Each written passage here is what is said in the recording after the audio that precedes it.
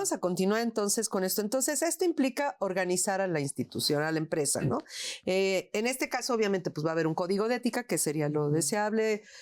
Va a haber una serie de documentos que van a regir a la organización. Con hacer los documentos ya estamos hablando de gobierno corporativo. ¿Qué implica esto? No, porque en ese sentido nada más estaríamos yéndonos al nivel de me estoy adhiriendo a este código de mejores prácticas y es nada más que me pongan la palomita.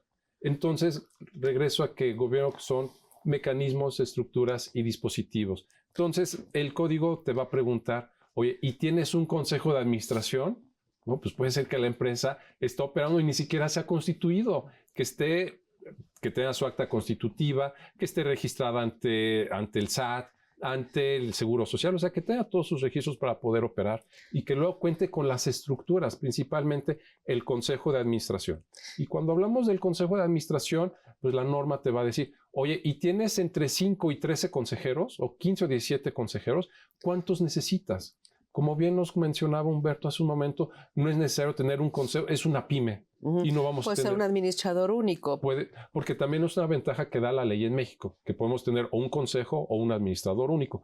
Pero en ese sentido, bueno, lo mejor sería tener 3, 4 consejeros que nos den sus puntos de vista, que nos digan qué es lo que opinan y que haya independencia. Lo mejor es que haya independencia.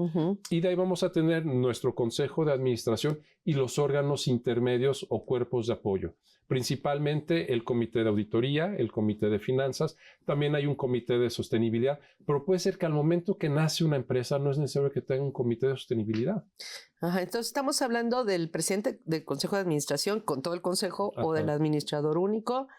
Que están, digamos, son los primeros involucrados en este tema del formar o institucionalizar el gobierno corporativo, ¿no? Porque la corporación pues ya existe. Exacto. ¿Cómo se gobierna la organización? Organizar el gobierno de la organización, pues los primeros involucrados necesariamente son ellos. Pues también los más altos directivos dentro de la empresa, ¿no? Los gerentes o personal administrativo de mayor nivel tendría que estar involucrado en esto, porque al final de cuentas las observaciones que se hagan, los riesgos que se detecten, ellos o los van a informar o los van a tener que aminorar y van a tener que establecer políticas de operación para poder manejar estos riesgos o estar al pendiente de qué es lo que está ocurriendo en la organización, ¿no? Así es. Un ejemplo muy claro es ya una vez que el comité de auditoría sube al consejo de administración la designación del auditor externo, el auditor hace su revisión y al final del trabajo pues va a dar con su opinión, la opinión, pues también nos va a dar la carta a la gerencia con esas recomendaciones. De control interno. Exacto. Principalmente, ¿no? Exacto. Entonces esa carta a la gerencia, ¿quién la va a cachar primero? No, pues sí, el director general, pero les va a tener que dar vista al comité de auditoría y el comité de auditoría va a tener que darle seguimiento, revisión y que baje de una manera operativa. Entonces el director de finanzas, el director de operaciones, los directores operativos van los gerentes van a tener que estar en comunicación con el comité de auditoría, con el comité de finanzas, con el comité de riesgos, porque puede ser que lo que el auditor externo vio en su carta a la gerencia, que son todas las observaciones de control interno, todas las fallas que tiene la organización que pueden provocar que son un posible riesgo. Exacto, ahí va, que son riesgos y que se puede materializar el riesgo. Entonces, gobierno corporativo a través de su comité de riesgos debe tener consejeros que tengan esa pericia, que tengan esa habilidad, esa visión externa para saber a qué riesgos nos podemos enfrentar, ¿no? Hay una oportunidad de negocio a través del nearshoring. Vámonos para allá. No, ¿por qué? Porque puede haber un riesgo en ese tema. Entonces hay un consejero que puede alertarnos de algo que creemos que es muy bueno. Bueno, ahorita un riesgo latente para muchas organizaciones es la negociación del TEMEC. Exacto. No sabemos dónde vaya a parar con los aranceles. El tema, la guerra de aranceles. Tenemos dos temas, o sea, la guerra de aranceles y la negociación del TEMEC. Entonces, ¿cómo va a resultar eso? ¿Y qué va a pasar si en un momento dado mi producto, que ahorita no está sujeto a aranceles porque está protegido por el TEMEC, si no llegara a quedar protegido en la renegociación del Tratado de Libre Comercio entre México, Estados Unidos, Canadá? Entonces, ¿qué pasaría, no? ¿A qué mercados tendría yo que migrar? O si es que voy a migrar, o cuál sería mi decisión en precios, porque de alguna manera podría vender menos porque mi producto aumentaría de precio para el consumidor en Estados Unidos, ¿no? O en Canadá. Entonces, en ese sentido, tengo que prever cuáles son los riesgos de que eso suceda y si a lo mejor ya no me comprarían menos precisamente por el alza de los precios. Tengo que buscar a lo mejor insumos más baratos para prever, a lo mejor tener una nueva categoría de producto con menos calidad, pero un precio más bajo. Tener una diversificar productos, buscar nuevos mercados, que fue un poquito de la pandemia. Aquellas empresas que pudieron sobrevivir no eran las que pudieron prever que venía una pandemia, sino las que tenían las estructuras suficientes para poder reacomodarse, para poder reinventarse y para caminar hacia otros mercados. O decir, bueno, este producto en este momento pues, va a morir. ¿Por qué? Porque ya es una realidad diferente. ¿Qué tenemos que hacer? Buscar un nuevo producto, una nueva alternativa. Bueno, pues vendes por internet. ¿Y esos riesgos qué pasa si se materializan? Van a destruir la vida de la empresa y ya no va a existir esa permanencia, que es el objetivo primordial del gobierno corporativo. Entonces, a la par de esas estructuras, tenemos que poderlos identificar con mecanismos. Como decíamos hace un momento, que tengamos una política de integridad. Y esa política de integridad, ¿cómo la vamos a materializar? Pues tal vez a través de una línea de denuncia. Tenemos que, bueno, independientemente de cómo respondamos a los riesgos, la respuesta y la adaptación de la forma de operar de la organización tiene que estar en el marco legal, ¿no? Porque antes que todo eso tenemos un código de ética que va a regir la actividad de la organización. Y entonces, ¿qué es lo que no estamos dispuestos a hacer en términos de código de ética? ¿Qué es lo que qué valores tenemos que promover? Y entonces, ante los posibles riesgos y la forma de responder a los posibles riesgos siempre tiene que estar prevaleciendo los valores del código de ética, ¿no? Y entonces tenemos, por ejemplo, una línea de denuncia interna. Y todos esos mecanismos que nos van a ayudar a cumplir con las leyes, con las normativas y también con la esencia de la empresa. Puede ser que la misma organización tenga en su decálogo o en sus valores, en su misión y en su visión, algunos valores muy establecidos que tienen que ir de la par o sea, no pueden ir en operación. Claro, y en ese sentido, el gobierno corporativo tiene que asegurar que los trabajadores, los gerentes, la alta gerencia, el consejo de administración y la asamblea de accionistas caminen de manera conjunta hacia la consecución de los objetivos organizacionales. Porque de lo contrario, pues vamos a tener gerentes, que esa es una gran falla que ha habido en el modelo anglosajón. Gerentes que pues se determinan su puesto, se determinan su sueldo. Y sus bonos. Y los bonos. Ajá. Entonces, cuando el gerente se paga y se sirve con la cuchara grande, entonces los accionistas pues tienen dos opciones.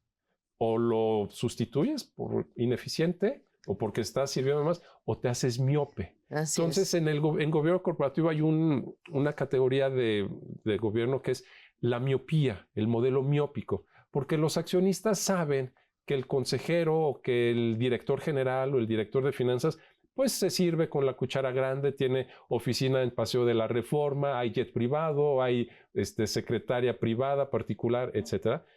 Y eso al final del día, ¿quién lo paga? La organización. Más que la organización, va a costo del accionista. Entonces el accionista dice, bueno, el precio de acción ha subido a pesar de los despilfarros de la administración y me hago el miope. ¿Por qué? Porque el precio de acción sigue subiendo. Y en una ecuación muy sencilla, el accionista decide, estoy ganando, pero él también está ganando, que sí. ¿Cuál es la otra alternativa? Que si cuando esos gerentes ejercen un poder gerencial excesivo a costa de los accionistas, pues decides suspenderlo, cambiarlo y que se vaya. Así es. Entonces, esos son los mecanismos que debe existir en gobierno. Así es. Y también, bueno, ante un ambiente de riesgos que se lleguen a materializar, a veces pues surge la posibilidad de que accedas a ciertos clientes o a ciertos proveedores que no tienen tan buena fama. Entonces, en ese sentido, o que no son tan correctos en su operar. Y en ese sentido, pues puede parecer para ti, pues si no les vendo a estos, ¿a quién le vendo? ¿No? Entonces, en ese sentido, o a lo mejor ni te das cuenta y en ese afán de búsqueda de nuevos clientes o nuevos proveedores con precios más bajos, pues tu organización se mezcla con otro tipo de organizaciones que a lo mejor no son las más legales en ese sentido, ¿no? Entonces, ¿cómo garantizar que no te veas mezclado con en ese tipo de operaciones? A veces de manera y repito, involuntaria, o cuestiones como la compra de facturas, ¿no? ¿Cómo prever que no te inmiscuyas en ese tipo de prácticas voluntaria o involuntariamente, ¿no? Pues sería otra vez regresar a los controles, regresar a controles básicos, regresar a controles. Una norma para los controles es que menos es más, ¿no? Así es. Entonces, si hacemos un control muy estricto, muy pesado, dame 3 veces el original y que vaya y regrese y esté sellado, no va a funcionar. Entonces, debes tener un control muy sucinto, muy rápido y muy ágil que te permita tener esas banderas rojas, esos red flags, de decir, aquí tenemos un problema potencial. Y muchas veces es instinto, ¿no? El administrador hay algo sospechoso en esta operación que no me termina de cuadrar. Entonces, hacerle caso a ese instinto, pero siempre siguiendo nuestros controles. Que hay que ver a quién, porque de repente las compras a un proveedor suben, ¿no? Entonces hay que ver qué nos está vendiendo. ¿Por qué, no? ¿Qué servicio nos está prestando? Que son tantos montos. A lo mejor no es que el administrador gane muchos bonos, sino que por fuera está sacando dinero, ¿no? Exacto. O sea, tienes que estar atento también en ese sentido, cómo vive, ¿no? Y cosas tan sencillas como, bueno, ¿cuál es el domicilio fiscal? Bueno, pues ahorita tenemos la tecnología, pues entra y busca. Ahora ya el tema es que ya nada te piden el código postal, o sea, no tienes más cosa, ¿no? Tienes que tener el domicilio de la empresa. Sí. Muchas son domicilios virtuales en realidad, ¿no? Exacto, o sea, entonces sí ya. Pero sí ver su historial, por ejemplo, de publicaciones en el portal de sociedades mercantiles de la Secretaría de Economía, obviamente buscar en las listas del SAT, etcétera, ¿no? Entonces, si implementamos esos pequeños controles, vamos a minimizar el riesgo reputacional de la organización, que es a final de cuentas otro de los riesgos que pueden existir, ¿no? El riesgo de crédito, el riesgo operativo, el riesgo financiero, que me quede sin flujo, ciclo financiero, pero el riesgo reputacional cada vez va cobrando más. ¿Por qué? Porque basta que alguien te ponga una mala nota o que te ponga un no me gustó en una red social y eso empieza a generar también un riesgo reputacional para que la misma empresa se sienta fuera de mercado. No, pues ahorita, por ejemplo, bueno, de entrada, el CI Banco, nada más lo marcaron por parte de Estados Unidos y su negocio se empezó a venir para abajo. Empresas empezaron a cancelar contratos, fideicomisos empezaron a cancelarlos como fiduciarias, etcétera. Y bueno, ya después vino el golpe final, ¿no? Con la liquidación, pero ya muchos se habían ido en ese caso y obviamente, aunque les hubieran dicho, pues que fíjese que siempre, ¿no? Recuperar esa clientela, esa cartera que ya tenían, yo creo que se vuelve muy difícil, ¿no? Sí. Y también hablando un poquito del sistema financiero, el gobierno corporativo tiene unas normas un poco más estrictas para el sistema financiero, también para seguros y fianzas, pero para las pymes, que es un poquito de lo que hablamos hoy, pues tenemos que asegurarnos que la empresa puede cubrir esos riesgos reputacionales y hasta dónde está dispuesta a operar, ¿no? Y yo creo que es la cosa básica. ¿Cuál es la línea que no estamos dispuestos a cruzar? Tanto los accionistas, el consejo, los consejeros, los directores, el personal de primera línea, hay una línea muy delgada, ¿no? Ética. Sí, pero establecerla, ¿no? Exacto. Una línea ética, moral, de saber, esta es la línea que no vamos a cruzar nunca, ¿no? Así es. Y en la relación también de la empresa con los trabajadores, ¿no? O sea, pueden venir momentos difíciles y miren, pues no vamos a prescindir de los servicios de ninguno de ustedes, pero pues tenemos que adecuarnos. ¿Y cuáles son esas pequeñas acciones que la empresa, la organización va a desplegar dentro de su sistema de rendición de cuentas para cumplir o generar valor? Vaya, el gobierno corporativo también tiene que cumplir con esa pequeña tarea de generar valor de la empresa. A veces cuando empiezas a hacer este tipo de cuestiones e implementarlos dentro de la organización, empiezas a hacer conciencia de lo que eres y de lo que tienes. Así es. Y hay muchas cosas que no están bien documentadas, no están bien valoradas o no les has dado materialidad. Por ejemplo, las marcas, por ejemplo, el nombre comercial. La empresa se creó, nació y opera y ya es una empresa que tiene cierto posicionamiento en el mercado, cierto prestigio, prestigio dentro del ramo. Y resulta que el nombre comercial que tiene nunca lo ha registrado, tiene marcas que nunca ha registrado. Entonces, en ese sentido, el empezar a analizarte, a ver hacia adentro de la organización, implica darle valor a todo lo que sí lo tiene y no lo has materializado legalmente, ¿no? Porque incluso si tenemos una marca y no la registramos, pues estamos creando un riesgo. El riesgo ya está. El riesgo ya está, cualquiera te la puede volar. Exacto, cualquiera nos la vuela, nos gana la idea de negocio y nosotros nos quedamos prácticamente en cero, con nada. A lo mejor no tienes, por ejemplo, ningún seguro, por ejemplo, contra alguna fuga de información, contra que los empleados que han trabajado, que son los que conocen el modelo de negocio, ciertas fórmulas, ciertos insumos que utilizas, etcétera, que tienen relación con los proveedores. No tienes ninguna cláusula de confidencialidad en su contrato, no hay ningún seguro para protegerte ante eso. Hay cosas que a lo mejor sí crean valor dentro de la organización y que no son propiamente registrables, como puede ser un proceso dentro de la organización, ¿no? El proceso para crear un producto, que a lo mejor no te da para generar una patente, pero es un proceso que a final de cuentas la empresa creó y es lo que le da valor. No es, o sea, así que no es nada del otro mundo, es el hilo negro, pero es el hilo negro que yo creé y que yo conozco, ¿no? Exacto. Eso también se puede registrar ante el Instituto Mexicano de Propiedad Industrial, no tanto para crear una marca, una patente, un nombre comercial, pero sí para dejar evidencia de que yo lo registré, yo lo creé, yo lo registré, y eso me puede servir para protegerlo ante terceros, esa experiencia empresarial que yo tengo en ese ramo, ¿no? Entonces, sí te sirve para protegerlo. Y a veces todo eso dices, bueno, tengo las fórmulas de mis productos, ¿quién tiene acceso a ellos? ¿No? ¿Y qué pasa si se filtran a mis competidores en el mercado? ¿Qué tal que mi gerente de producción, que es el que conoce todas las fórmulas, se va a otra empresa, pues, se va a llevar mis fórmulas? No hay ninguna restricción en ese sentido, ¿no? Exacto, porque la empresa empieza a operar y muchas veces es empírica. Entonces, en ese empirismo... Que la pyme es eso, ¿eh? No tenemos un contrato, no formalizamos, el personal se puede ir de un día para otro y se lleva la información. Entonces, todos Les permitimos usar los dispositivos móviles de cada quien para la operación. No hay confidencialidad. No hay un correo institucional a veces. Y nosotros mismos creamos esas pequeñas brechas que se pueden hacer en unos boquetes que estamos poniendo a la empresa en un riesgo inminente. Y más que a la empresa, también a los accionistas, porque ellos son los que confiaron, aportaron capital, pero pues la empresa empezó a caminar.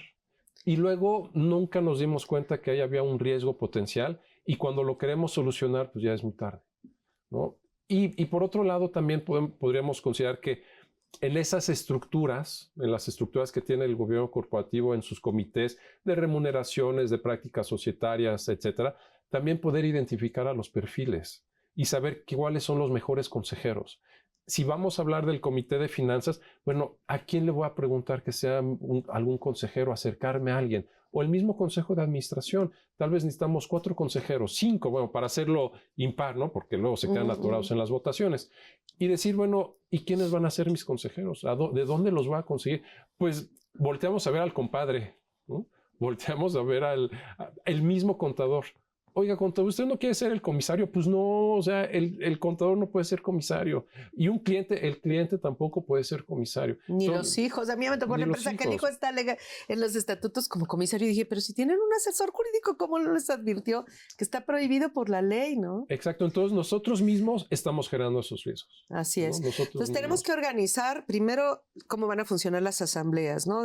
Cómo van a la toma de decisiones, cómo se va a votar, qué pasa si hay un empate, etcétera. Minutas, que tengas minutas, las actas de asamblea sean una realidad. Exacto, que mandemos la orden del día. Por lo menos empezar con la orden del día. Las convocatorias, cómo se van a hacer, si se tienen que publicar o no ante el portal de sociedades mercantiles de la Secretaría de Economía, porque cuando son accionistas, donde sí se les convoca y no asisten todos, si no se demuestra que si hubo una convocatoria, pues la toma de decisiones puede ser nula. Así es. Entonces, hay que tener consideración de todo este tipo de situaciones. Hay que tener las acciones, los títulos de las acciones, el registro de accionistas, porque es obligatorio cualquier transmisión de acciones que a veces alguna persona fallece y las acciones a quien se le transmitieron, se tiene que registrar a la persona que quedó como dueño de las acciones, cualquier venta de acciones, donación de acciones, todo se tiene que registrar ahí.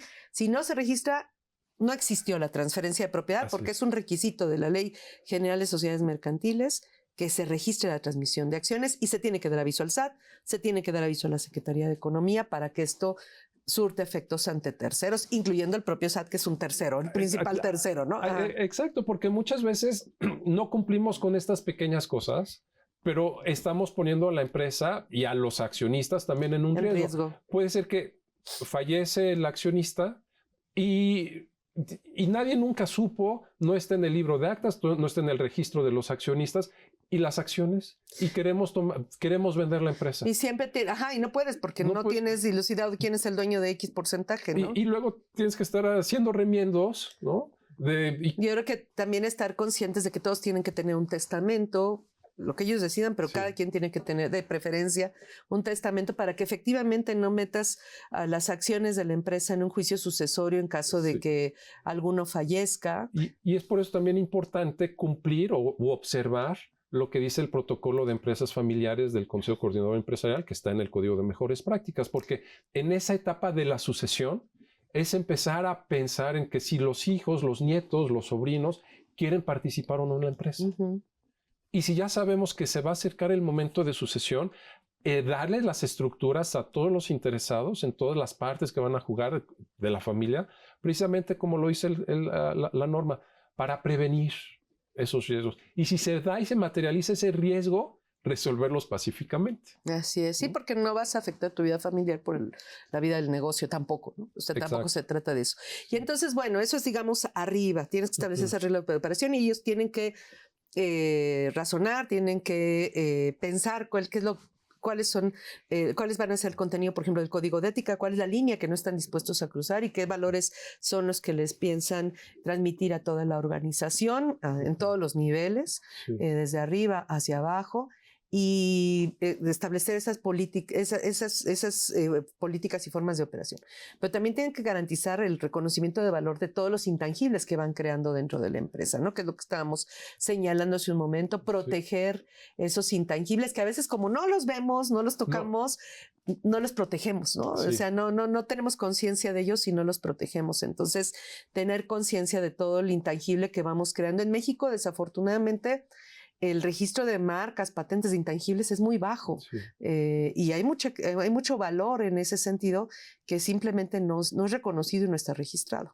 Y hay cosas que no se pueden registrar como una patente de una marca que sea propiedad de alguien, pero sí se puede registrar como algún proceso y demás y queda protegido para efectos de un litigio o del robo de información por parte de un trabajador. Y poder distinguir claramente cuáles son aquellas cosas dentro de la empresa que van a generar valor o que van a ser un intangible. Sí, porque los cierros se acaban, ¿no? Sí, porque, y muchas veces la pregunta que puedes hacer es, oiga, y a ver, la lista de clientes es un intangible o genera valor, porque dices, no, sí, yo voy a registrar. Pues no se puede porque son datos en protección de terceros. Sí, pero al final de cuentas, a pesar que no se registre todo lo que tú quieras, es una cuestión que sí genera valor de la organización. Así ¿no? es. Entonces también saber cuándo podemos hacer algo y cuándo no podemos hacerlo en términos de nuestros clientes, de nuestras patentes, de nuestras marcas, incluso los procesos productivos. Tal vez no me voy a registrar el proceso, pero ¿qué tal si me certifico en ISO? ¿Qué tal si tengo una certificación de ISO 9000? Ahora con riesgos ambientales, ¿no? Una ISO 14064 para poder identificar mis gases de efecto invernadero. Eso genera valor. ¿No? Porque no nada más estoy minimizando el riesgo ambiental, sino que estoy haciendo que mi empresa sea más visible, que sea más atractiva, que es una de las grandes preguntas de gobierno corporativo. Y que esté sistematizada en la medida de lo posible, ¿no? Ahora, pues por ejemplo, toda la contabilidad es por medios electrónicos. Exacto. Entonces, pues lo ideal sería que la empresa estuviera sistematizada en todas las áreas en las que sea posible sistematizarse. O sea, que hay un software que integre toda la operación.